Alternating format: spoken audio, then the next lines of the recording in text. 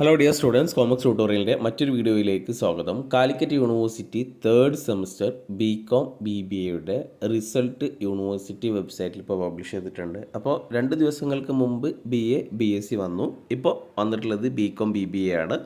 അപ്പോൾ third semester BCom professional, PhD, BCom BBA regular supplementary improvement examination November 2021 19 admission onwards.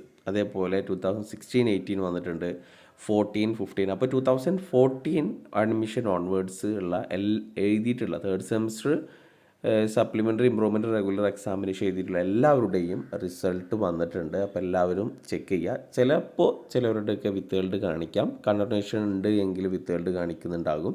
വിത്തുകളുടെ കാണിച്ചിട്ട് 1-2 ദിവസത്തിന് result വന്നിട്ടില്ല എങ്കിൽ നിങ്ങൾ റെഗുലർ സ്റ്റുഡൻസ് ആണെന്നുണ്ടെങ്കിൽ കോളേജിലുമായിട്ട് എന്ത് ചെയ്യുക, ഒന്ന് കോൺടാക്റ്റ് ചെയ്യുക. അപ്പോൾ കോളേജിൽ നിന്ന് മെയിലോ കാര്യങ്ങളൊക്കെ അയക്കാനുണ്ടാകും. അപ്പോൾ ഉടനെ റിസൾട്ട് വരുന്നതാണ്.